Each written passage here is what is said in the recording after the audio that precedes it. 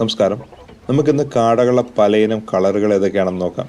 ഇപ്പോൾ ഈ കാടകളെന്ന് പറയുമ്പോൾ നമ്മുടെ നാട്ടിലെ കാണുന്ന കാടകൾക്കെല്ലാം കൊട്ടോണി സ്കെയിലുകൾ എന്നാണ് ഇതിന് പറയുന്നത്.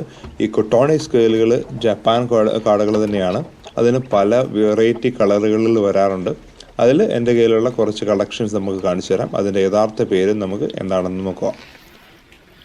അപ്പോൾ ആദ്യമായിട്ട് തന്നെ നമുക്ക് നമ്മുടെ നാട്ടിൽ ഏറ്റവും ധാരാളമായിട്ട് കാണുന്ന സാധാരണയുള്ള കാടകളെ നമുക്ക് പിടിക്കാം.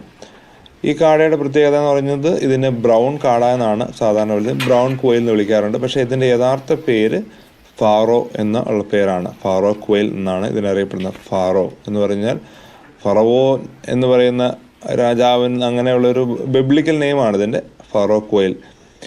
ഏതായാലും ഇതാണ് അതിൻ്റെ ഫീമെയിൽ.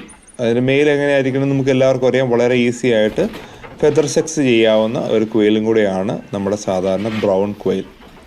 ഇതാണ് എൻ്റെ ഏറ്റവും ഫേവറേറ്റ് ആയിട്ടുള്ള ഒരു ക്വയിൽ. ഇതിൻ്റെ പേര് ഇറ്റാലിയനാണ്. ഇവനെ നമ്മുടെ നാട്ടിൽ ഗോൾഡൻ എന്നൊക്കെ വിളിക്കാറുണ്ട്. സ്വർണ്ണ കളർ വരുന്നതുകൊണ്ടാണ് ഇതിനെ അങ്ങനെ വിളിക്കുന്നത്. പക്ഷേ ഇതിൻ്റെ യഥാർത്ഥ പേര് ഇറ്റാലിയൻ. ഇവനാണ് ഇറ്റാലിയൻ ക്വയിൽ.